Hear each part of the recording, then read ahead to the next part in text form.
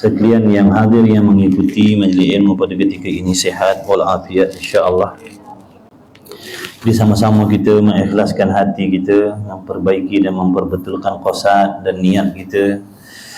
Mudah-mudahan kehadiran kita berbekalkan hati yang bersih dari sebarang jenis penyakit yang dibenci oleh Allah Subhanahu wa taala. Baik, untuk tidak melengahkan waktu, seperti mana biasa yang telah maklum, sambungan kitab tauhid kita, Risalah Al-Misbahul Munir. Muka surat apa dah?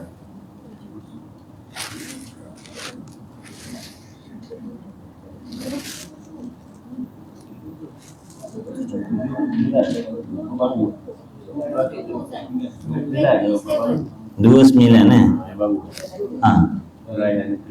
dua sembilan. Tadi ada kedui kahwin dia ada? Tak ada? Ada? Ha? Ada? Ha? Ada kedui? Setengah jam membaca dah lah.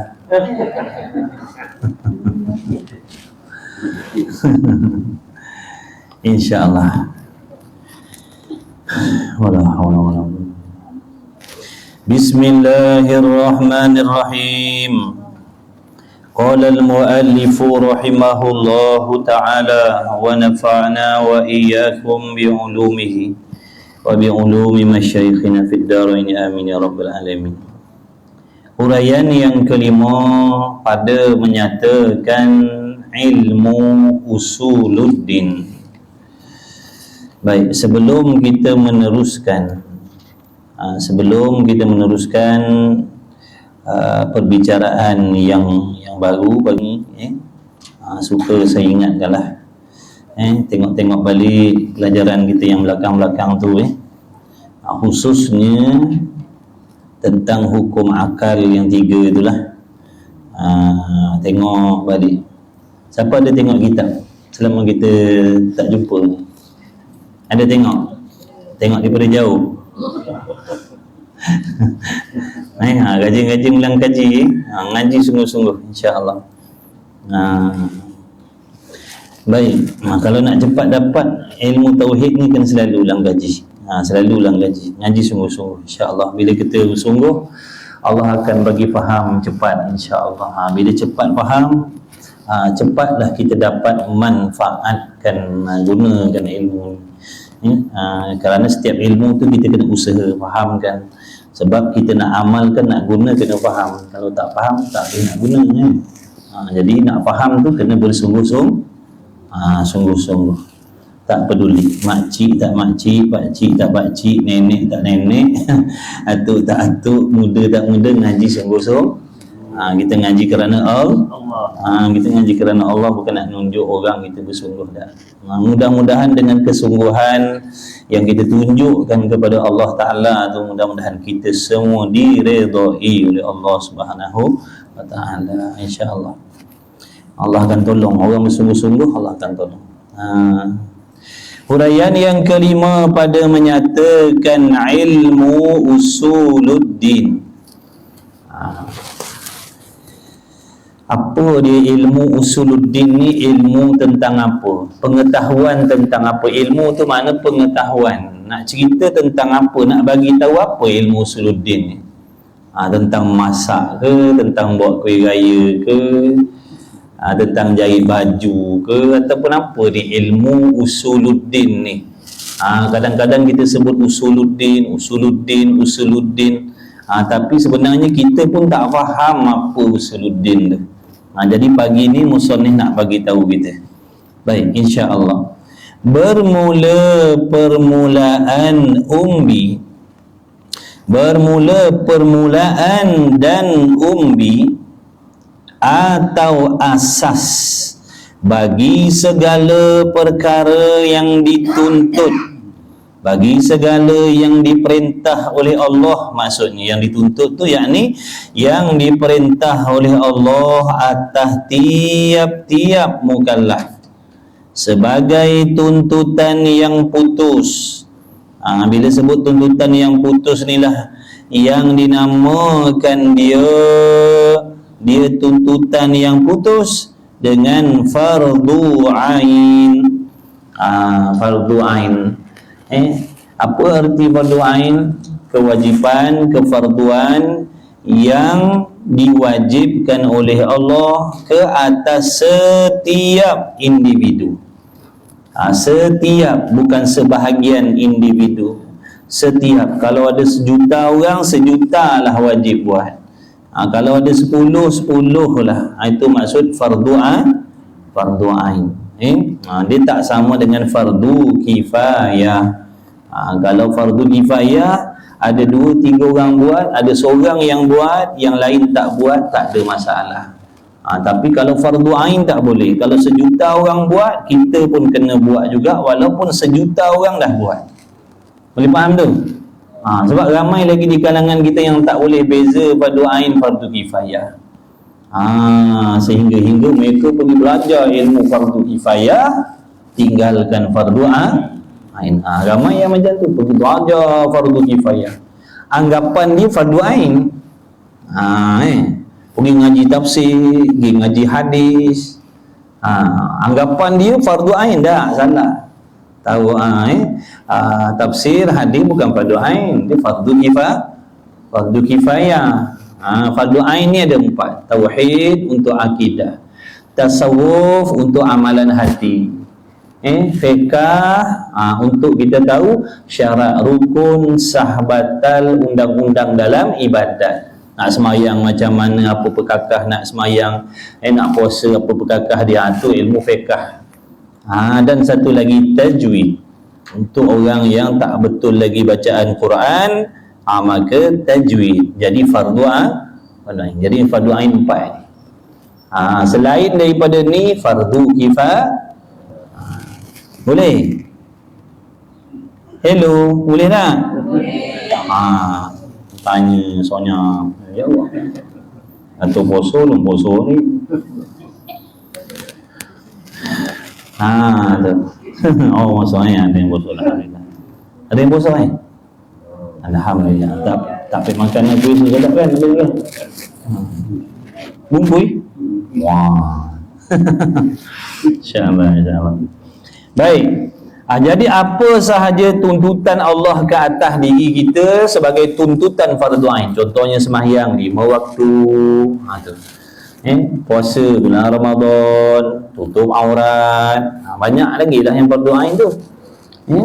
Jadi dia punya asas dia, tunjang dia, dasar dia, umbi dia, segala amalan yang fardu ain ni dan yang bukan fardu ain pun sama juga sebenarnya.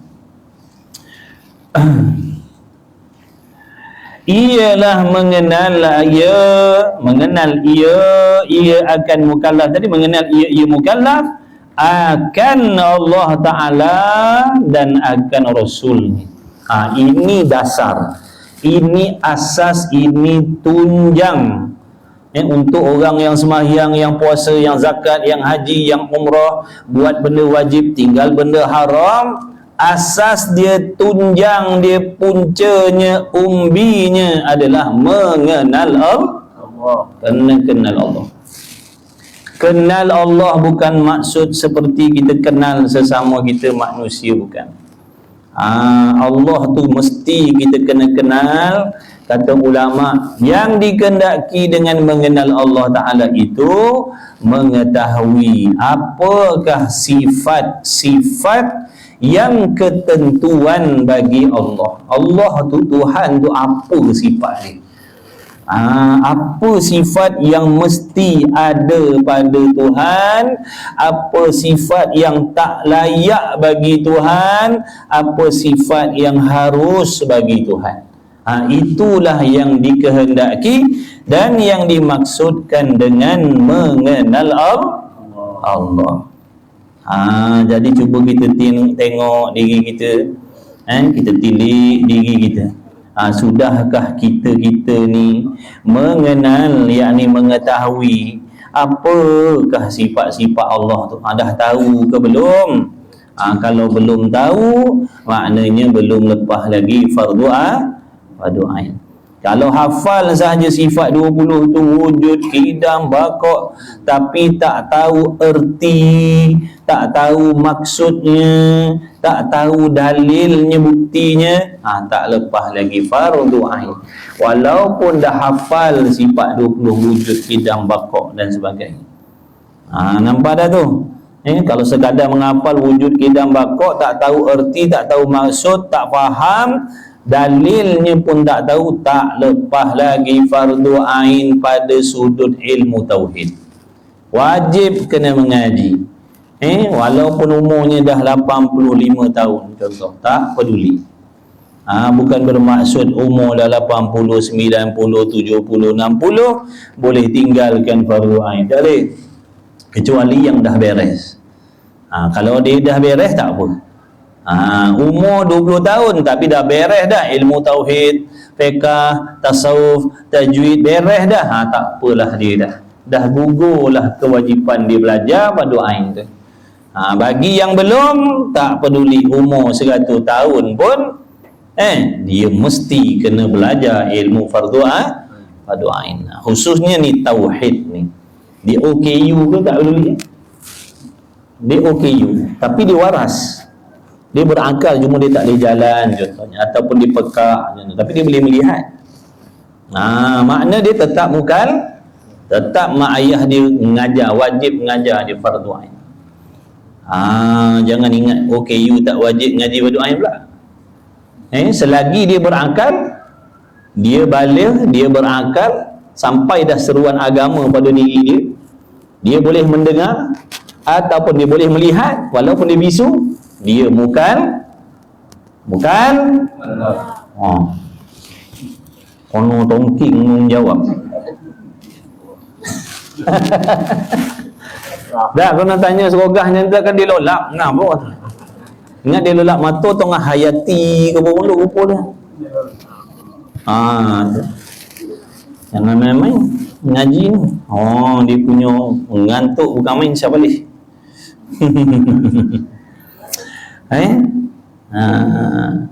Sifat Allah Ta'ala, ada yang tanya sifat Allah Ta'ala 20 je ke? Bukan, 20 ni yang wajib ngaji secara tafsir. Baguslah tu ada kawan kita tanya, sifat Allah tu 20 je ke? Bukan, 20 ni yang fardu yang kena tahu satu persatu dengan huraian.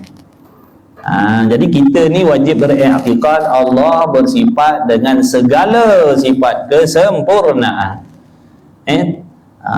Bukan 20 sifat yang wajib bagi Allah, bukan 20 saja. Yang 20 ni yang wajib diketahui, dikenal satu persatu.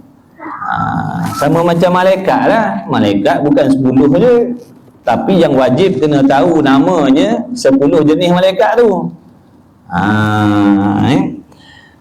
Nama je pengajian sifat 20. Sebab nak hurai secara tafsir 20 tu.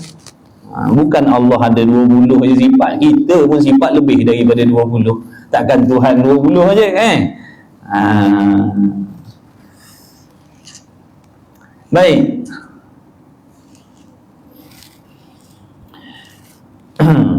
Yang telah diijma'kan oleh ulama, atau qaul yang masyhur sebanyak 20. Kalau qaul yang rajih 13.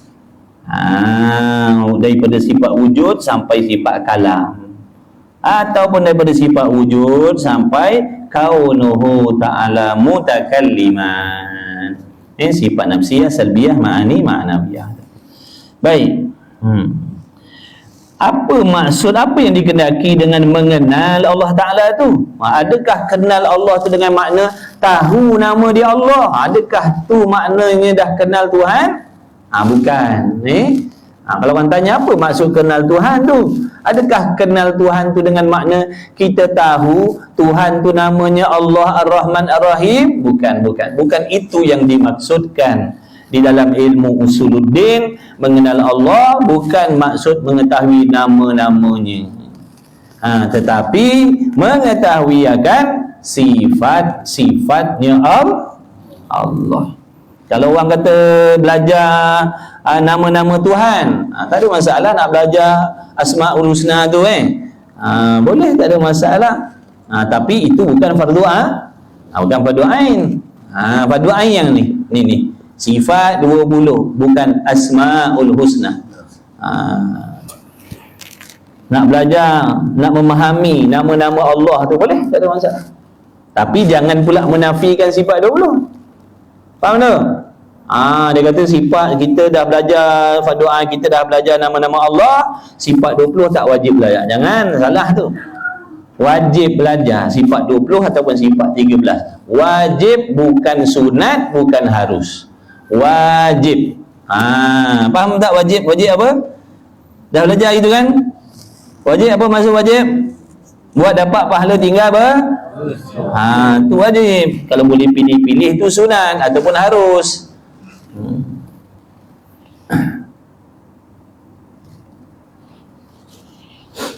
Baik. Siapa yang menentukan sifat Allah ada 20? Kita tanya Abu Hasan Asy'ari, Abu Mansur Maturidiyah. Siapa dia tentukan Tuhan ada 20 sifat? Siapa yang tentukan 20? Tak apa, ni motivasi dakwah official. Baik, kita tengok dalam kitab-kitab tauhid, kitab-kitab usuluddin, akidah ahli sunnah wal jamaah. Lagi ngaji dah. Ngaji. Daripada mana datangnya sifat 20 ni? Baik. Dan dikehendaki dengan mengenal itu, mengetahui serta mengaku putus di dalam hati tiap-tiap mukallaf dengan tentu sungguh segala perkara yang wajib bagi Allah Ta'ala. Maksud wajib di sini apa ni? Wajib akli. Perkara yang akal kita menentukan, menghukumkan bahawasanya mesti ada pada Allah. Jangan lupa hukum akal tu. Hukum akal yang 3 tu, wajib akli, mustahil akli, harus akli. Wajib akli bermaksud perkara yang akal kita menghukumkan, memutuskan mesti ada semata-mata. Benda tu mesti ada. Akal tak boleh terima tiadanya benda tu. Akal tak boleh terima. Nak kata benda tu tiada, nak kata benda tu tidak sungguh, akal kita tak boleh nak terima benda tu. Bahkan akal kita menghukumkan mesti ada mesti ada saja. Contohnya ada Allah, akal kita menghukumkan ada Allah itu wajib, mesti. Ada Allah bukan harus. Ada Allah tu bukan boleh ada, boleh tak ada Tuhan. Tuhan mesti ada. Tu kata wajib tu. Bukan wajib syarak, bukan kita menghukumkan, memerintahkan Allah tu supaya ada. Bukan, itu wajib syarak tu. Ada orang tanya, siapa yang mandai-mandai mewajibkan Allah tu ada? Siapa yang mandai-mandai mewajibkan Allah tu sedia kala? Dia tak faham lah tu wajib akli, wajib syar'i, dia tak faham. Lepas tu kita ajak ngaji sifat 20, tak mau. Bida'ah lah.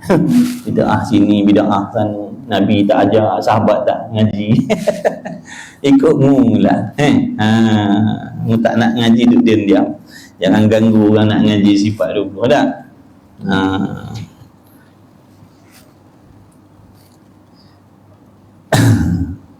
Baik. Kalau nak dikatakan sifat 20 ni sesat, sesat tang mana? Bagi tahu sesat tang mana. Adakah apa yang dihuraikan dalam kitab-kitab sifat 20, sifat 13 tu bersalahan dengan apa yang ada dalam Quran? Ke dalam Quran kata Allah ada, dalam sifat 20 kata Allah tak ada. Dalam Quran kata Allah satu, dalam sifat 20 kata Tuhan ada 3. Macam tu. Mana ada tak? Ataupun alasan bid'ah sebab Nabi tak baca. Iqra' Nabi ada ajar Iqra'. Iqra' Nabi ajar tak Iqra'? Nabi ajar sahabat Iqra' sampai Iqra' apa Nabi ajar?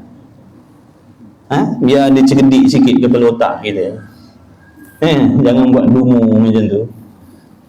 Nabi tak baca bid'ah, Nabi tak ngajar bid'ah.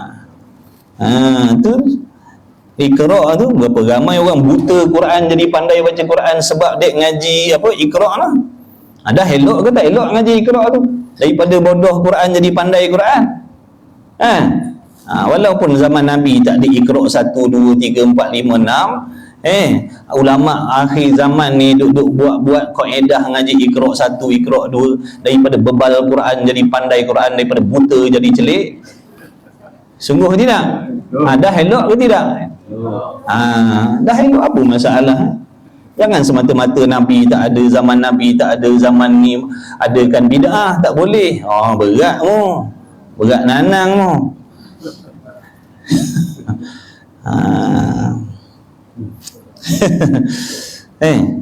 Dia banyak yang berhujah macam tu lah.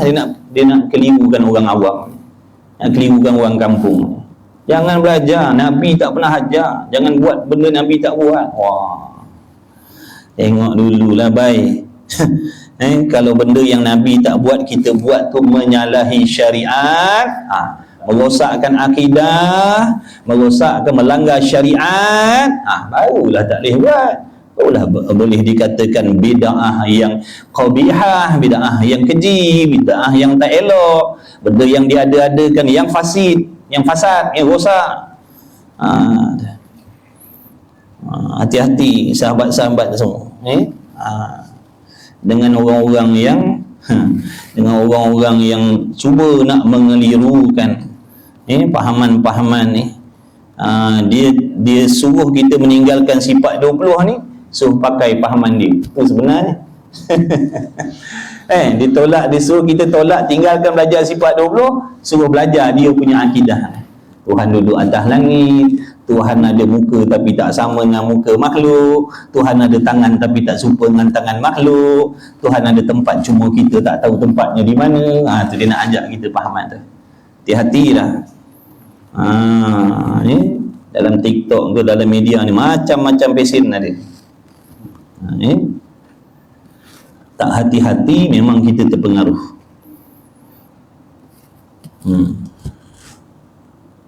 Baik. Tak nak ngaji duduk diam, jangan kacau orang nak ngaji. Moderator jangan lupa tugasan. Buat kacau je pergi hantar ke planet Pluto, yang duduk dalam mengacau orang nak ngaji. Dan dikehendaki dengan mengenal itu mengetahui serta mengaku putus di dalam hati tiap-tiap mukallaf dengan tentu sungguh segala perkara yang wajib bagi Allah Ta'ala. Maksud wajib bagi Allah Ta'ala ni wajib apa? Wajib akli. Tengok balik lah, rujuk balik wajib akli lah. Wajib akli tengok balik dalam tajuk hukum akal dulu tu. Hukum akal ada 3 tu, tengok balik. Dan tentu tidak segala perkara yang mustahil atas Allah Ta'ala. Kenapa kita kena tahu sifat-sifat yang wajib bagi Allah tu apa dia? Apa dia sifat-sifat yang mesti ada pada Allah, kena tahu satu persatu supaya terang, jelas, faham sungguh-sungguh. Kenapa nak kena tahu? Sebab benda-benda tu, sifat-sifat tu wajib dipegang dalam hati kita. Kalau kita tak tahu, macam mana kita nak pegang dalam hati kita Allah tu sifat dia bagaimana? Contohnya kalau kata Allah tu bersifat satu, betul, satu yang macam mana Allah tu? Apa perbezaan sifat satu Allah, sifat ketunggalan Allah dengan sifat ketunggalan yang kita pakaikan kepada kita makhluk? Tu budak tu anak tunggal tu. Apa beza dia tu? Allah pun tunggal, budak tadi tu pun tunggal. Apa perbezaan? Nampak tak? Itu yang nak dihuraikan maksud ketunggalan Allah, supaya terang, nyata, jelas pada kita. Yang ketunggalan Allah ni maksudnya begini, ketunggalan makhluk maksudnya begitu. Baru kita boleh bezakan yang mana sifat Tuhan dan yang mana sifat makhluk. Boleh faham tak tu? Kalau orang tanya kenapa nak kena tahu sifat-sifat Tuhan tu secara terperinci begini, supaya terang, nyata, jelas pada diri kita dan boleh menyelamatkan diri kita daripada menyamakan sifat Allah dengan sifat makhluk, ataupun sifat makhluk dengan sifat Allah. Allah bersifat dengan ada, kita pun bersifat dengan ada juga. Apa perbezaan? Apa perbezaan di antara ada kita dengan ada Allah? Mesti ada beza. Kalau tak ada beza, macam mana pula nak kata yang dia Tuhan kita makhluk pula? Kalau adanya sama macam ada kita, Itulah sebabnya wajib mengaji secara tafsil ni, secara hurai ni, kena hurai satu-satu wujud Allah, apa ertinya, apa maksud, supaya kita faham. Oh, baru aku faham ada Allah ni lain dengan adanya kita. Lain tang mana? Allah tu adanya sedia kala, kita ni adanya baharu. Ada permulaan kita ni, adanya kita ni dijadikan. Ada Allah bukan dijadikan. Nampak tak tu? Tu tujuan mengaji. Kemudian kena tahu pula sifat yang mustahil bagi Allah. Apa maksud mustahil? Sifat ataupun perkara yang akal tidak boleh menerima adanya pada Allah. Itu sifat mustahil. Mana sifat mustahil? Contoh lemah Allah Ta'ala. Lemah Allah tu perkara mustahil. Mana perkara yang tak boleh diterima di akal kita. Lemah tu, sifat lemah tu adalah suatu sifat yang akal kita tak boleh nak terima ada pada Allah. Nak dikatakan Tuhan tu lemah, oh akal tak boleh terima. Mana mungkin Tuhan lemah? Kalau lemah tak boleh jadi Tuhan. Tak sempurnalah kalau Tuhan bersifat lemah. Jadi kita nak kena tahu juga benda-benda mustahil, sifat-sifat yang mustahil bagi Allah pun kita kena tahu satu persatu yang dah dimuafakat oleh ulama Asy'ariyah Maturidiyah. Kita kena tahu satu persatu supaya kita boleh menolaknya. Makna jangan diiktikadkan, jangan dipakaikan Allah dengan sifat-sifat mustahil tu. Kalau kita tak kenal, kalau kita tak tahu, tak nak ambil tahu, kita tak pasti yang mana satu sifat mustahil bagi Allah, nanti silap-silap diambilnya sifat tu dipakaikan pada Allah Ta'ala. Dah merosakkan akidah. Macam kita belajar semayang, rukun semayang pun kita kena tahu supaya nak dirikan dalam semayang. Kena ambil tahu tak rukun semayang? Sebab apa nak kena tahu? Sebab nak buat, betul? Kalau tak tahu nak buat macam mana? Rukun semayang ada berapa? Entahlah, dah tu. Sebab tu belajar rukun-rukun semayang tu wajib. Pertamanya begini, keduanya begitu, ketiga, supaya waktu kita nak solat nanti kita boleh pastikan kita buat benda-benda. Dan dalam masa yang sama, benda-benda, perkara-perkara yang membatalkan solat pun kita kena tahu. Kenapa pula nak kena ambil tahu benda yang membatalkan semayang? Adakah untuk diamalkan dalam semayang? Dah, untuk jaga semayang kita. Jangan buat benda-benda ni. Ataupun kalau berlaku salah satu daripada benda-benda yang membatalkan solat ni, tengah-tengah solat berlaku benda tu, maka terbatallah semayang kita. Itulah tujuannya, kena tahu benda yang merosakkan semayang supaya boleh mengelakkan diri. Ni pun sama lah, kena tahu sifat-sifat yang mustahil bagi Allah tu, bukan untuk diiktikadkan, supaya menjaga hati, lidah kita, perkataan kita, jangan dipakaikan sifat-sifat mustahil itu pada Allah. Dan segala yang harus bagi Allah Ta'ala serta dalil-dalilnya. Sifat yang harus bagi Allah tu apa pula? Apa maksud harus? Harus di sini harus akli. Sesuatu perkara yang akal kita boleh terima adanya dan akal kita boleh terima tiadanya.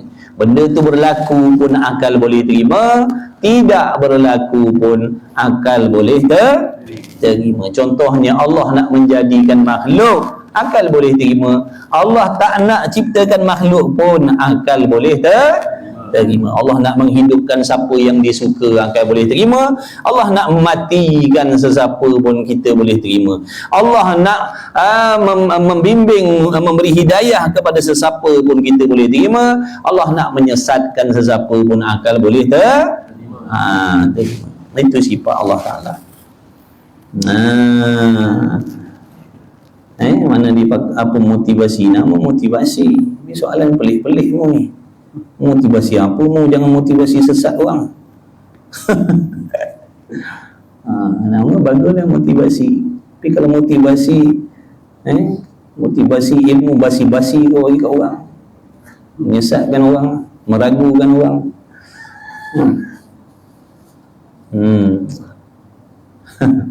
Dah hantar ke bulan. Banyak song ni korang mood je. Suara tak jelas. Bos saya pun tak tahu dah tu. Kita dah pakai mic mahal ni kat 1,000 harga. Dekat. Bukan 1,000.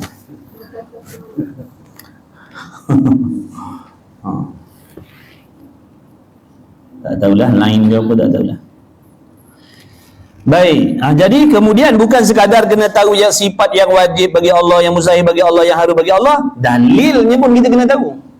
Dalil. Bukti. Kita nak percaya ada Allah ni, kita mesti kena tahu bukti. Jangan main ikut-ikut. Orang kata Allah ada, kita kata Allah ada. Kita kata orang kata Allah Maha Kuasa, kita pun kata Allah Maha Kuasa. Buktinya mana? Bukti Allah tu kuasa mana? Entahlah. Bukti Allah tu ada mana? Entahlah. Tak jadi tu. Kita mesti kena tahu. Aku beriman Tuhan mesti ada. Aku ada bukti. Buktinya begini. Buktinya dalam Quran tu Allah sebut begini. Tu ada dalil. Jadi mengetahui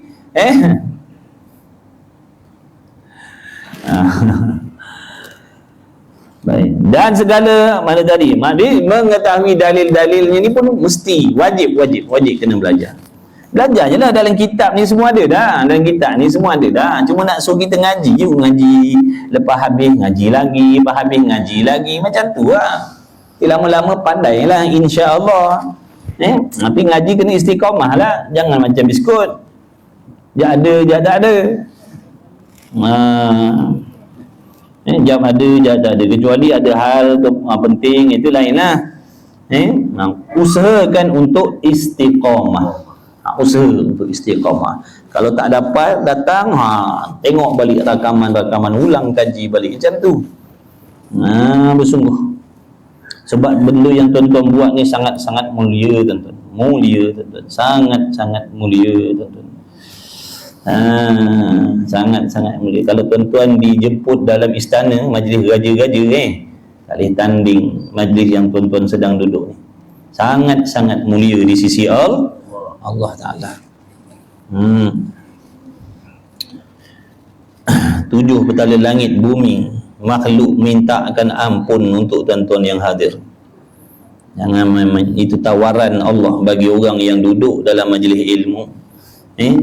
Makhluk 7 petala langit bumi ni mintakan ampun kepada Allah. Mulianya majlis ilmu.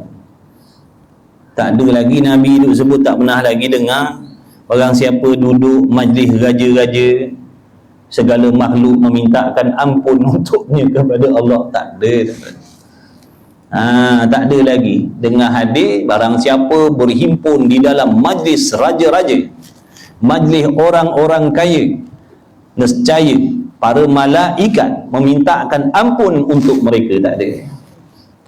Tapi Allah jamin diberi keampunan, dimintakan keampunan oleh para sekalian malaikat kepada orang yang duduk dalam majlis ilmu. Online dapat ke? Dapat. Dapat. Jangan risau. Allah Maha Pemurah. Allah tak jemu-jemu bagi pahala kepada orang yang sudi buat ibadat. Kecuali kita yang jemu nak buat ibadat. Selagi kita nak buat, Allah bagi berlipat kali ganda lebih daripada apa yang kita buat. Allah Maha Kaya, Allah Maha Hebat. Jangan risau. Jangan risau nak meniatkan pahala untuk muslimin muslimat. Jangan risau.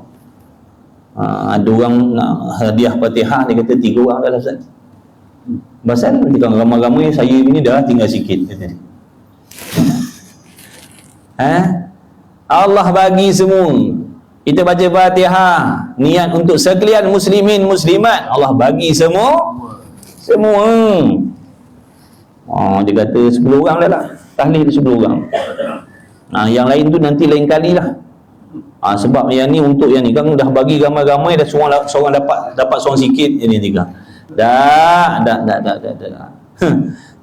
Allah Maha Kaya, tuan-tuan. Allah Maha Kaya. Nikmat daripada dia tu tak habis-habis. Ada orang tanya baru ni. Baguslah. Tanya. Tak tahu tanya. Di antara cara dapat ilmu dengan bertanya. Baik, jadi mengaji online tak online sama je kelebihan. Ilmu manfaat boleh dapat, keampunan daripada Allah dapat, redha daripada Allah dapat. Tapi kalau kita tak nak, habislah, rugilah tu kan. Allah dah mudahkan kita ni. Secara online pun dapat kelebihan macam-macam. Kita tak nak, itu rugilah kita. Rugi yang tersangat-sangat rugi dah.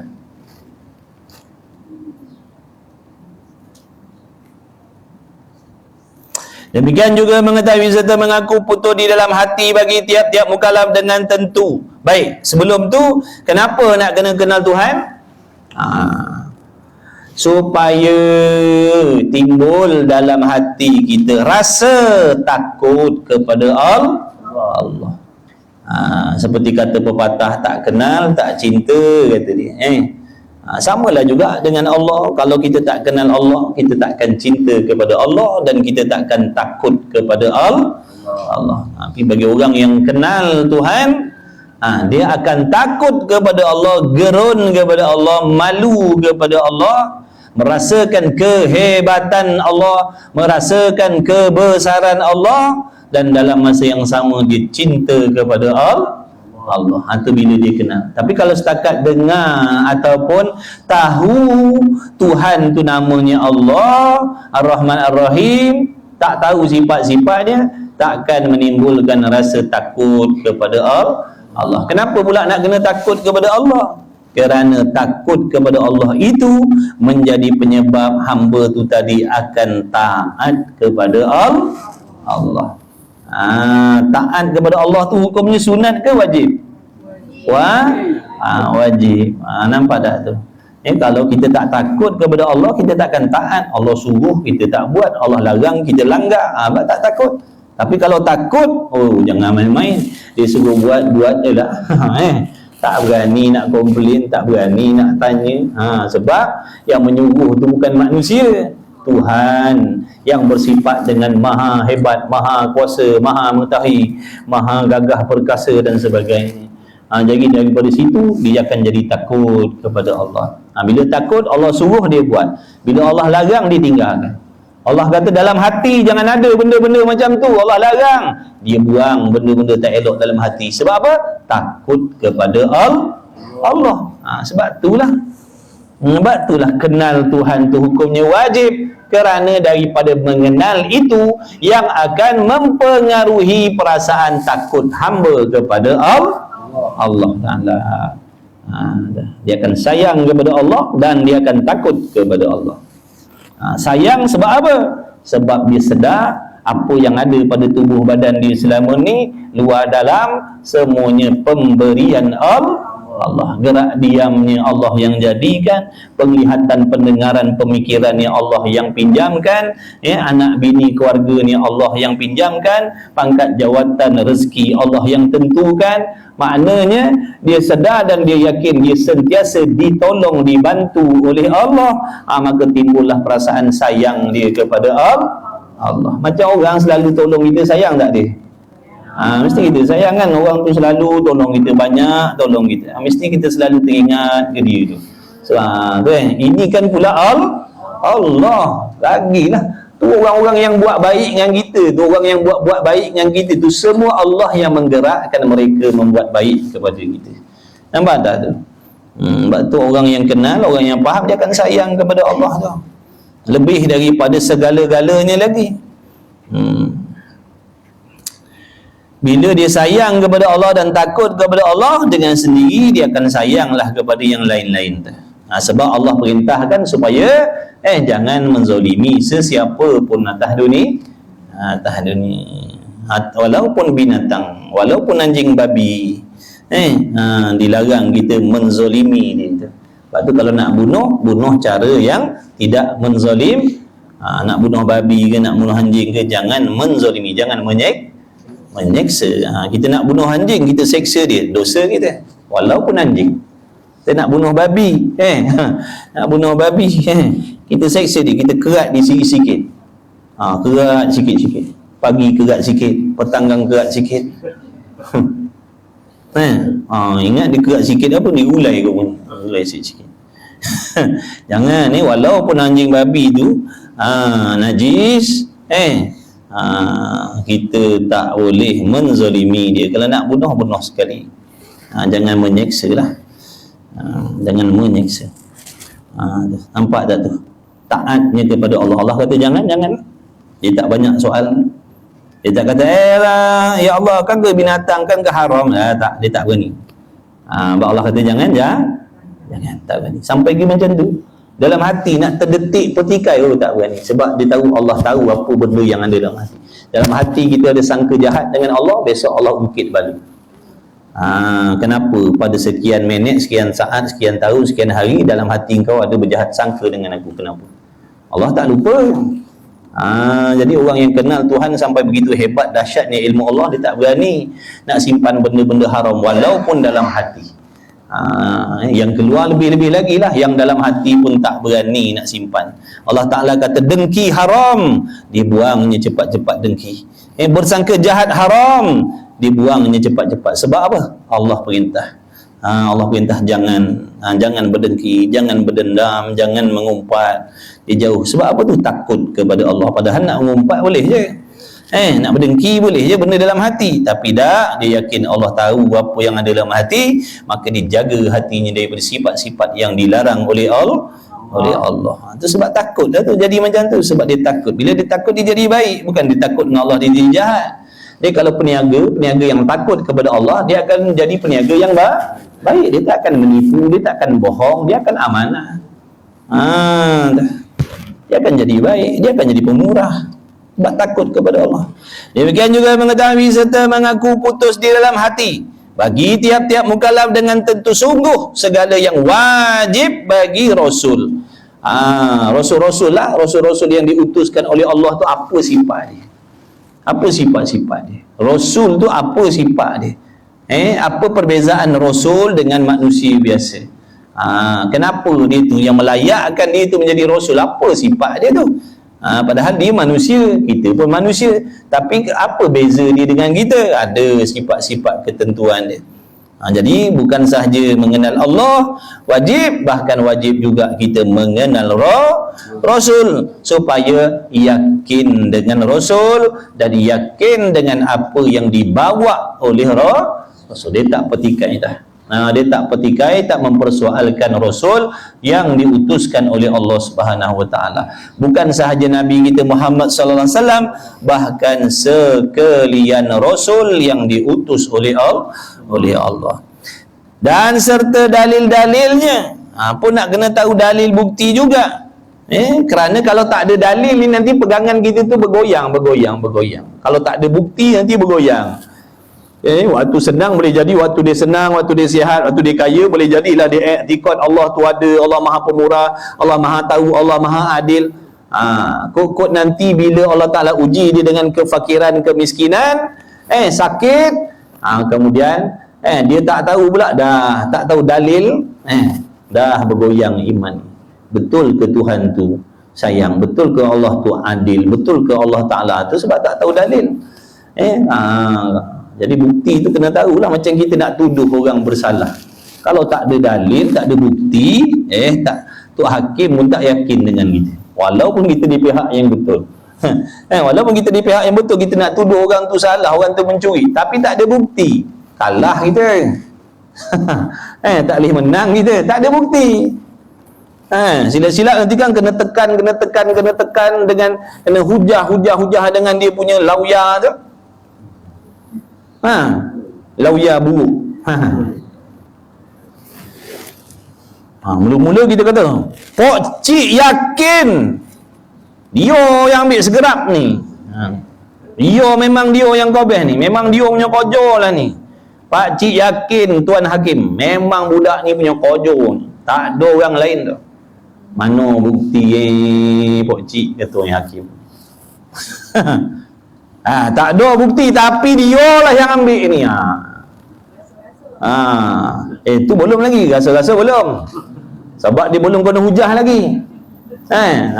Dia tengah yakin lagi tu, dia kata dia lah yang ambil, dia lah yang ambil. Kemudian bangunlah dia punya lawyer tadi duk soal Pak Cik ni. Pak Cik nampak ke? Mana bukti Pak Cik kata dia ambil? Pukul berapa kalau dia ambil?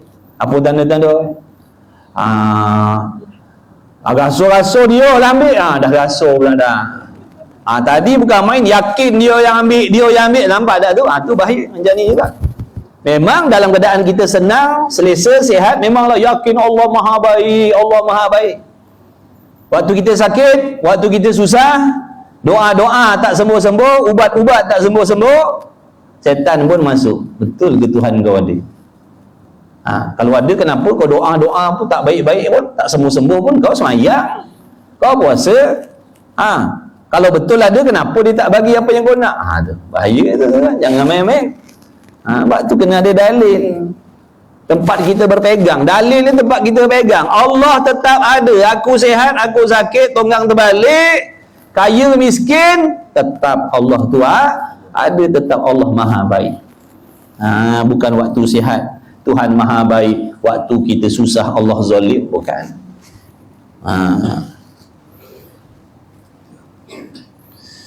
Baik. Ni dalam hati ni setan ni dia tunggu je, dia cari peluang je nak menimbulkan keraguan kita terhadap Allah. Bukan nak nanti tolak terus. Ragu dengan Tuhan tu pun cukuplah mengkafirkan. Sekarang dia yakin Allah Maha Adil. Cukup dengan ragu, betul ke Allah tu adil? Rosaklah kita. Faham tak tu? Sebab tu iman ni maknanya yakin 100%. Bukan syak. Jangan syak. Kalau syak tak beriman, ragu-ragu dengan Allah mana boleh? Adil tu sifat yang wajib bagi Allah. Zalim tu sifat mustahil bagi Allah. Jadi jangan ragu-ragu Allah Maha Adil. Sihat ke, sakit ke, untung ke, rugi ke, berkahwin ke, bercerai ke, Allah Maha Adil. Bini satu ke, bini dua ke, bini tiga ke, bini empat ke, Allah tetap Maha Adil. Kuih jawab bagus. Umpik lain tanya soalnya apa? Iyalah, memanglah nafsu tak suka, tapi hukum Allah iman tetap, betul? Mana nak cari hukum yang Maha Adil selain daripada hukum Allah? Memanglah kalau tanya nafsu suka ke tidak, nafsu jawab tak suka, betul? Tak salah, nafsu tak suka tak merosakkan akidah. Faham tak tu? Yang rosak akidah, hati menyalahkan hukum Tuhan. Kalau hati tak setuju, kata Allah ni tak adil buat hukum, tu rosak akidah. Tu jadi murtad, tu jadi kafir. Tapi kalau tanya nafsu, suka ke? Dimadu kan? Tak suka. Itu normal. Itu normal. Kalau suka, pelik tu. Kalau suka, mati kita je.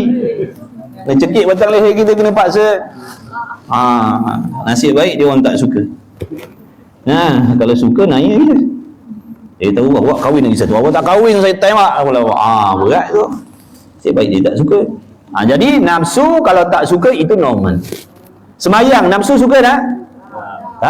Mengaji nafsu suka tak? Tapi iman kita tetap percaya semayang wajib, puasa wajib. Nampak tak tu? Hati-hati memang banyak orang perempuan rosak akidah sebab nafsu dia tadi tu. Bila nafsu dia tak suka, dia menyalahkan hukum Allah ni tak patut buat hukum macam ni, tak kena Allah buat macam ni. Jaga tu, bahaya tu. Kalau setakat nafsu tak suka, itu normal. Itu dah memang nafsu memang tak suka dengan apa yang Allah suruh. Puasa, nafsu tak suka puasa.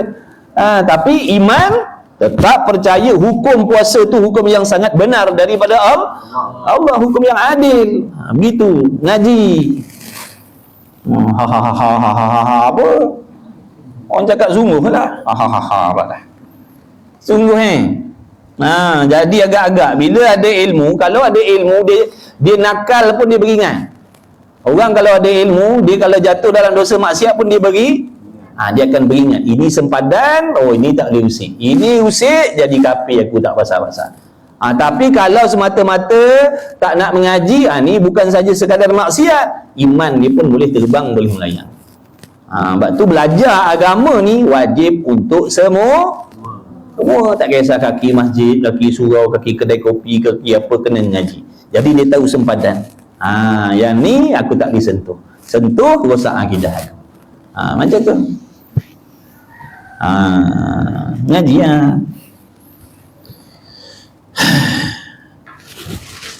dah nak habis dah ni. Buat apa ngaji banyak-banyak? Sikit-sikit dah. Tanda setuju. Ya ke? Tanda setuju. Baik. Dan bukanlah dikehendaki dengan mengenal hakikat zat Allah. Bukan yang dimaksudkan kenal Tuhan itu kenal hakikat sebenar-benar diri Tuhan tu macam mana. Boleh diceritakan zat Tuhan ni, diri Tuhan ni bentuknya begini, warnanya begitu, tempatnya di sini. Bukan itu yang dimaksudkan dengan mengenal Allah. Hati-hati, ni akhir zaman macam-macam pahaman, macam-macam pembawakan ada, makrifat, maklepat, hati-hatilah. Ni yang ulama suruh ngaji, yang ni. Selama kita duduk di pondok tok guru yang ngaji 20 tahun, 25 tahun, 30 tahun tu tak pernah kata pun dia tak ada mengajar benda pelik-pelik. Selama mana pondok dia dah buat tu, beribu anak murid dia tu, tak ada lagi dia mengatakan wajib belajar ilmu hakikat yang sebenar-benar ni, kenal Tuhan ni macam mana, sifat 20 ni tak wajib belajar. Tak. Inilah dia ilmu yang ditekankan. Jangan kita nak buat mandai-mandai pula. Makrifat salah kena, salah cara, habis kita nanti sesat nanti. Ni yang berdoa ni ngaji dulu. Tak payah kalut-kalut nak ngaji yang pelik-pelik. Yang ulama tak suruh ngaji, kita ngaji. Yang ulama suruh kita buat, tak peduli. Nak lompat kelas. Itu sebab tu banyak yang jadi mereng. Jadi mereng. Walaupun ilmu makrifat tu ada yang benar, tapi kalau salah cara belajarnya, tak kena waktu belajarnya, boleh merosakkan diri. Jangan main-main. Ini yang fardu ain ni, belajar sifat 20, sifat 13. Ini yang wajib. Ni dah dia terbalik dah. Ini tak wajib kata dia. Yang wajib ikut macam dia tu. Ngaji pelik-pelik dah. Cakap benda pelik-pelik. Hati-hati. Orang sekarang ni zaman nak shortcut. Pasukan konon-konon dia lah yang mengenal Tuhan. Orang ngaji sifat 20 ni di sini-sini disalah-salahkan. Konon-konon dia dah belajar benda pelik-pelik, dah tinggi lah tu, ilmu ni dah tinggi, dah dalam dah. Ilmu kulit, ilmu isi. Ni kita belajar ni kulit. Dia orang nak terus makan isi, kulit tak payah kupik. Kalau durian telan dengan kulit-kulit sekali. Pun ada juga jenis macam tu. Macam-macam pahaman. Macam-macam. Yang kata pahaman yang menyimpang ni bukan satu, bukan dua, banyak. Kalau kita tak hati-hati, tak mustahil kita akan masuk dalam yang salah satu daripada yang banyak-banyak. Jadi yang dengar pelik-pelik. Ni tak pernah lagi Tok Guru kata ilmu ni tak wajib belajar. Mana-mana Tok Guru daripada dulu, zaman Tok Kenali lagi. Zaman Tok Kenali lagi. Tok Kenali, siapa tak kenal Tok Kenali? Inilah ilmu yang dia bawa, inilah ilmu yang dia ajar, inilah ilmu yang disebarkan di antaranya. Wajib belajar sifat 20, sifat 13 ni. Itu akidah ahli sunnah wal jamaah, Asy'ariyah, Maturidiyah. Ni ya dia. Dia kata mengenal Tuhan tu. Bukan tak ada, ilmu makrifat tu ada. Tapi ada yang betul, ada yang sesat. Ada jumpa pelik-pelik. Dah belajar ilmu makrifat, dah semayang main pilih-pilih. Dia dah kata dah sampai peringkat ni, kita semayang kita boleh pilih mana yang kita nak. Dah kafir tuan-tuan, murtad tu semua tu, na'udzubillah.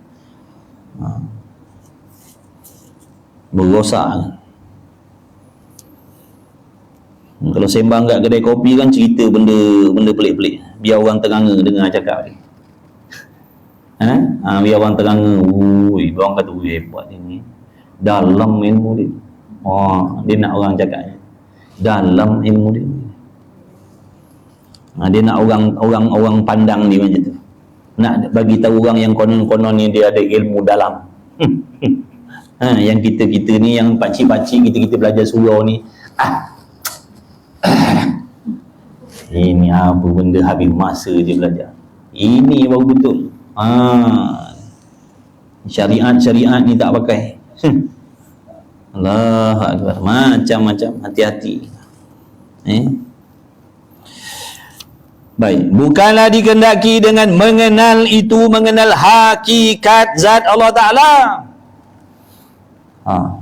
Tetapi mengenal tadi iaitu mengetahui sifat yang wajib, yang mustahil, yang harus. Satu maksud mengenal Allah Ta'ala, yang jadi fardu ain atas diri kita ni. Apa sifat wajib bagi Allah, apa sifat harus bagi Allah, apa sifat mustahil bagi Allah. Bukanlah dikehendaki dengan mengenal itu mengenal hakikat zat Allah Ta'ala, kerana yang baru apa maksud baru? Makhluk kita. Faham tak tu? Kerana yang baharu, yakni kita ni makhluk-makhluk yang baharu ni, apa maksud baru? Sesuatu yang ada mana bunyi ramai ni? La ilaha illallah. Ada cik tebik berhenti dah malih lah tu kan, tu tanya dah tak berjawab dah ni. Apa tadi? Dah lupa soalan dah. Baharu tu apa maksud? Sesuatu yang ada tulilah, boli pensel mahal. Tuli tak apa dia kata sogan tulisan tak lawa. Peduli kan. Gitu yang baca. Bukan kita tuliskan untuk kawan. Dia kata apa tulisan kau yang Korea ni, lantak kau lah. Dan yang nak baca. Dan lupa dan tengok balik cakap ayam ni dan ingat balik. Seburuk-buruk tulisan sekuat-kuat ingatan. Tulis yo, tunggang terbalik pun tak apa. Kalau boleh lah, kalau boleh.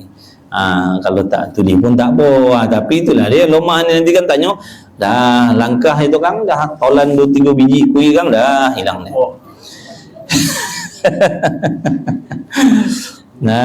Bukanlah kerana yang baru tak dapat mengetahui akan hakikat yang qadim. Kita ni makhluk yang kemudian. Baharu ni makna benda kemudian, benda ada permulaan, benda yang asalnya tiada. Macam manalah nak tahu hakikat sebenar-benar sesuatu yang dah ada sedia kala lagi? Macam mana nak tahu hakikat diri Tuhan yang sedia kala lagi tu? Allah dah lah sedia kala lagi, tak ada permulaan bagi adanya. Lepas tu dia tu pula tak sama, tak serupa dengan segala sesuatu. Dah macam mana nak ceritakan hakikat Tuhan tu begitu dan begini? Dia dah lah tak serupa dengan sesuatu sedia kala lagi pula tu. Kita sesama kita ni pun tak habis nak kenal lah. Siapa sini tahu moyang dia yang dulu nombor 10? Nama dia. Pun tak tahu. Tu baru nama, tak tanya sifat dia macam mana lagi. Nampak tak? Tu sesama kita tu. Sesama baharu tu. Sesama makhluk tu pun kita dah tak dapat nak mengenal hakikat moyang kita yang nombor 10. Dah macam mana nak mengetahui hakikat Allah yang qadim, lagi pula yang sedia kala tu? Itulah alasannya kenapa dikatakan mengenal Allah Ta'ala itu bukan bermaksud mengenal hakikat Tuhan. Tak ada siapa boleh tahu hakikat Tuhan tu melainkan Allah, melainkan dia sendiri yang tahu hakikat diri dia itu. Kita ni hanya tahu sifat-sifat dia. Macam mana hakikat sifat-sifat itu pun serahlah kepada Allah Ta'ala. Ulama' duk ambil tadi Siapa yang mengatakan ulama apa Tuhan tu ada 20 sifat? Tanyalah ulama yang dah ambil itu nama maknanya sifat-sifat Allah daripada Quran, daripada hadis tu. Dia kata mana datang pula dah. Tu nak nunjukkan yang dianya betul lah tu. Nak nunjukkan yang dia punya pahaman tu betul. Kan orang awam macam kita ni yang baru dekat-dekat nak mengaji. Orang-orang baru nak dekat, baru nak belajar ni, dengar soalan-soalan macam tu dah jadi ragu-ragu. Dia tak ya juga tu. Setan ni dia mudah menangkap dengan benda tak elok. Ni hati perut kita ni dia mudah menangkap dengan ilmu yang tak elok. Kalau ilmu yang benar ni dia payah sikit. Dia nak menangkap tu lambat.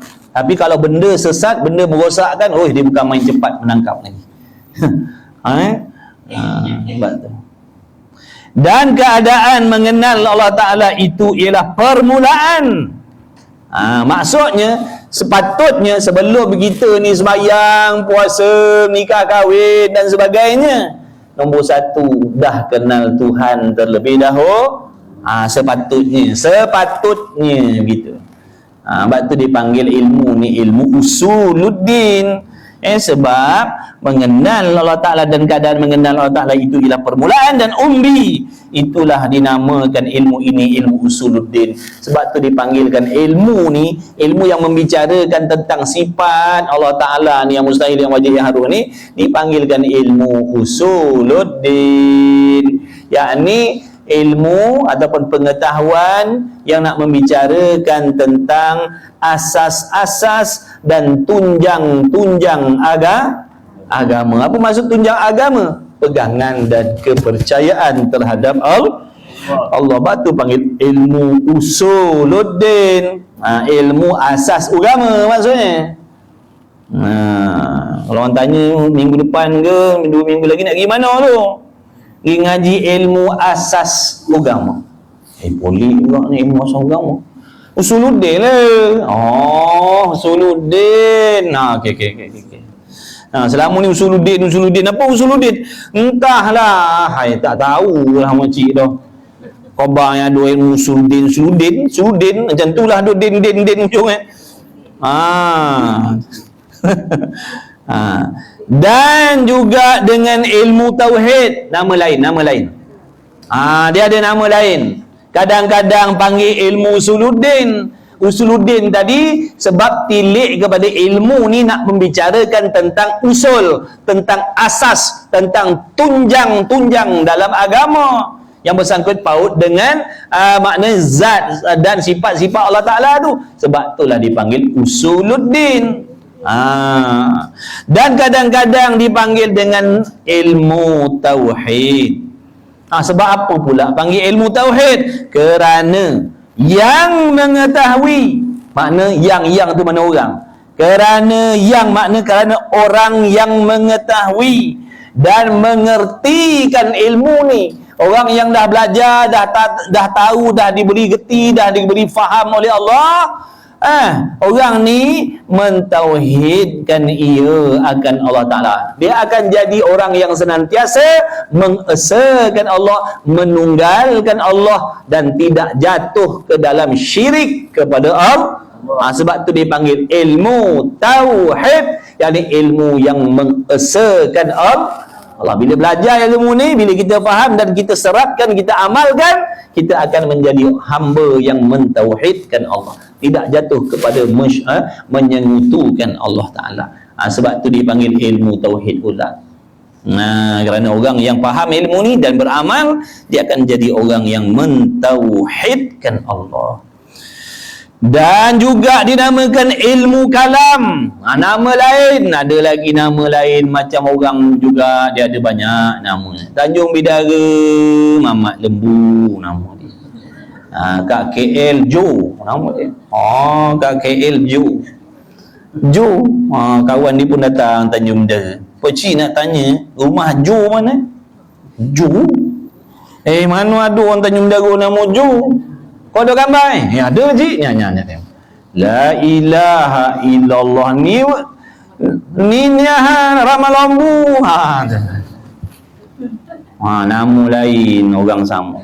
kat KL Ju, Tanjung Daru nama Ramal Lombu nama. Tak ada orang ni, tak ada ni. Kangkung kau ada pula Ramal Lombu kan, dia tunggu saya satu orang.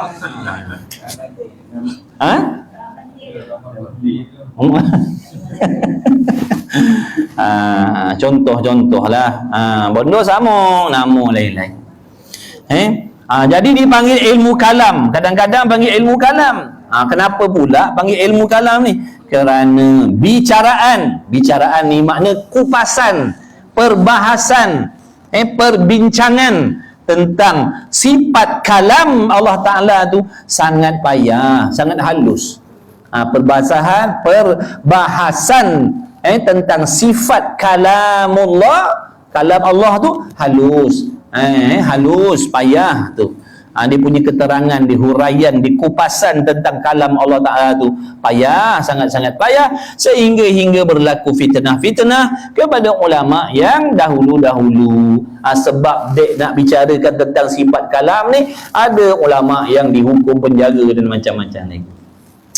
Sebab itulah masyhurnya kerumitan dalam nak membahaskan sifat kalam ini, maka diletakkan nama ilmu ni, ilmu kalam. Letak ilmu kalam tapi belajar sifat 20 juga.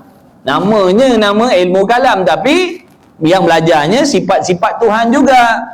Nama ilmu tauhid pun belajar sifat-sifat yang wajib mustahil bagi Allah juga. Dan kadang-kadang dipanggil ilmu sifat. Kadang-kadang dipanggil ilmu aqaidul iman. Banyak nama dia. Habis, dan dikendaki dengan dalil yang wajib, wallahu a'lam. Jadi dah lah. Cukup dah segala itu. Tunggu apa lagi? Jadilah nanti insya-Allah sambung lagi. Ngaji sikit-sikit. Ampun dah, pukul seboleh dah nak pergi mohon kahwin. Kalau ambil kan tinggal kaki ayam tinggal. Alhamdulillah ala kulli halin, syukur kepada Allah Subhanahu taala yang memberi taufik kepada kita, memilih kita dapat kita jumpa dalam majlis ilmu. Mudah-mudahan Allah redha kita semua. Mudah-mudahan Allah ampunkan segala dosa-dosa kita, mak ayah kita, ibu bapa mertua kita, anak bini kita, suami kita, kawan-kawan kita, semua kenalan-kenalan kita lah. Yang muslimin muslimat, mukminin mukminat, ahli qaryah dalam kampung ni khususnya, yang mudah-mudahan diampunkan oleh Allah Subhanahu wa taala. Mudah-mudahan kita dipilih oleh Allah. Allah memilih semuanya untuk belajar ilmu agama. Tak kira lah walaupun di mana tempat dia nak belajar, tak pedulilah, asalkan belajar agama, ilmu fardu ain tumpukan. Supaya amalan kita yang kita buat sehari-hari itu berdasarkan kefahaman. Jadi kita tahu apa yang perlu dibuat, apa yang perlu dijauhkan, apa yang tak boleh buat. Kalau buat jadi batal, macam mana tu. Bila belajar, insya-Allah kita akan tahu selok-belok ibadat. Mudah-mudahan asbab daripada tu Allah terima amal ibadat dan ada bekalan yang kita nak bawa balik akhirat besok, insya-Allah. Mudah-mudahan dipanjangkan umur semuanya, diberi umur yang berkah, diberi kesihatan, keafiatan yang berkah, diberi rezeki yang halal, diluaskan rezeki yang halal lagi yang berkah. Mudah-mudahan dilahirkan di kalangan kita semua anak-anak yang soleh, yang solehah, berjaya dunia dan akhirat. Allahumma amin. Allahumma amin. Kalau doa minta duit bukan main, kowe amin. Allahu akbar. Acan ni lomah ya Allah. Wala minum poso tak juga tadi. Jadilah bismillahirrahmanirrahim. Alhamdulillahirabbil alamin wassalatu wassalamu ala rasulillah. Allahumma rabbana fa'na bima 'allamtana wa 'allimna alladhi yanfa'una. Rabbana faqih ahlana wa qarabati lana fi dinina ma'al kutri al-unsa wa dzakar. Wa sallallahu ala sayyidina Muhammad wa ala alihi wa sahbihi wa baraka wa sallam. Alhamdulillahirabbil alamin. Taqabbalallahu minkum. Taqabbal ya karim. Wah, semangat ni. Sudah kami semangat Alhamdulillah. Nak balik semangatlah. Yolah tu. Alhamdulillah.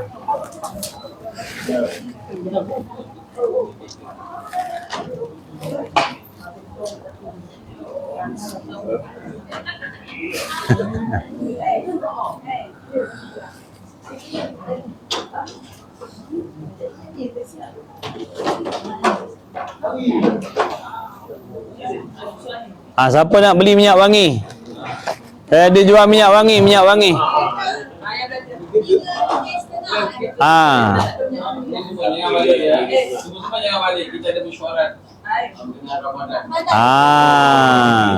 AJK ada mesyuarat Ramadan. Terima kasih Haji. Terima kasih.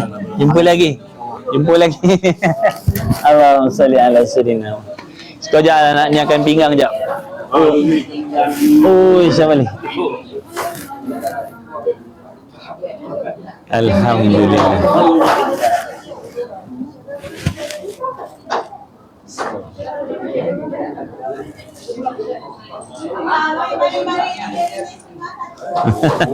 Ini. Wah, pandai kau jaga ni kan.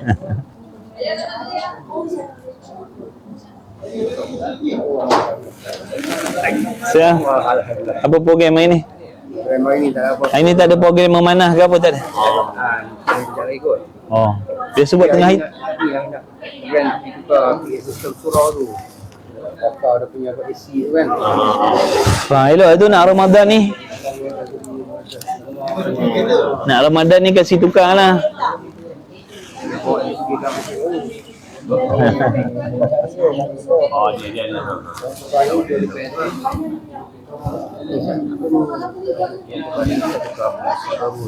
Tu start kita Ruang lah.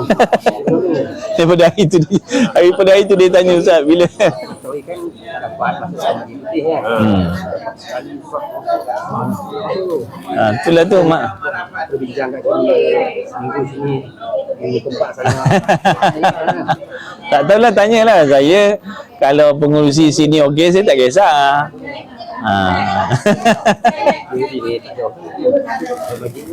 Tak tahu, tanya dia orang. Saya tak kisah. Saya tak kisah mana-mana. Macam hari tu mana hari tu mana tu Masjid Bacang itu. Minta. Saya kata tak ada dah. Tak ada, kosong dah saya cakap. Lepas tu saya kata kalau nak call sendiri pengurusi surau dekat Duku tu, bincanglah dengan dia. Saya cakap kan. Tak apa, nanti kalian bincanglah, saya tak kisah saya mana-mana. Bincang tak apa mana-mana.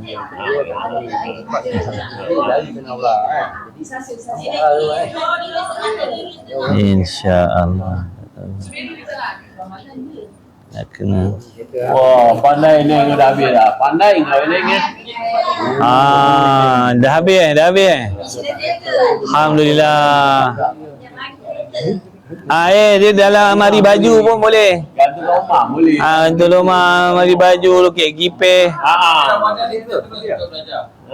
Tadi 50 ada sikit.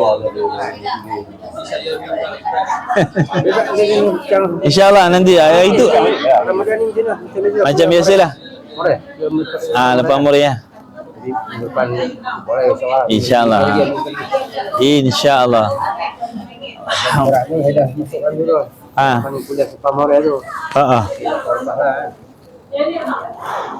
Seminggu sekali kan? Kita buat hari tu kan? Seminggu sekali kan? Kau dapat kali kan. Abang tu boleh. Bulan Ramadan ni kuliah duha hari berapa? Kuliah duha macam biasa. Mana-mana kuliah duha macam biasa. Tak ada. Jom bang, jom. Kau imam puasa? Puasa mana tahu saya tak puasa. Bila nak minum, jom minum. Kalau tak ada letak mana-mana pun beli juga. Kalau tak nak letak kat mana-mana pun beli je. Letak dalam poket. Letak dalam aku beli. Alah. Lain dia ada macam-macam tu. Baru pandan, baru lemon, baru apa. Jual minyak wangi, jangan main. Kita jual minyak wangi ya. Dah kita tak kerja, jual minyak wangi. Alah. Makanlah abang, apa tunggu abang ni? Belasah je dulu. Okey. Tong Boleh bang? Nescafe boleh? Okey. Memang dia punya mau tu. Nescafe memang dia punya mau. Allah Akbar. Apa ni mana bang? Orang kenduri? Orang kahwin Orang kahwin? kat Sungai Udang. Saya lah, bagi saya lah. Orang imam ke Sungai Udang. Jemput minum kawan-kawan. Di Masjid Jannatul Bahri. Mana ni Akak buat Akak buat ke? Orang tu dah jadi Okey. Jemput makan. Jemput makan. Wow. Bismillah. Lama.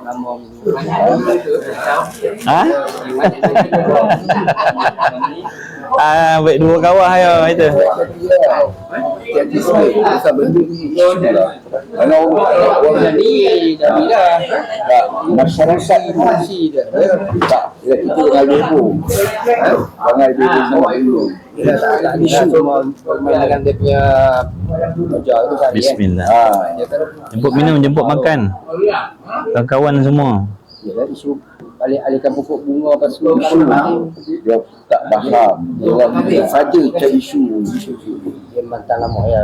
La haula wala quwwata illa billah.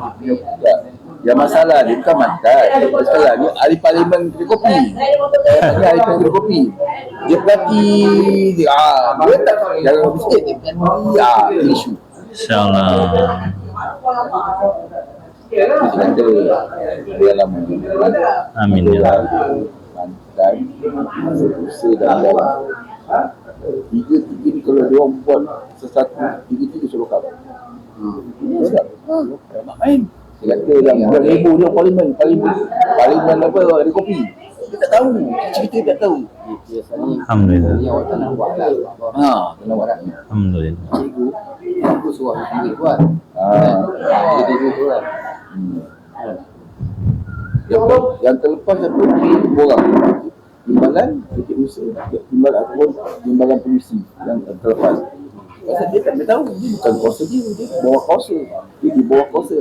Okey, jumpa lagi nanti malam. Hari ni hari apa? Ahad malam ni insya-Allah pukul 8 kelas pukul 9 kelas pukul 9 dengan 10.45 malam. Kita ada dua kelas malam ni. Ada dua kelas insya-Allah lah.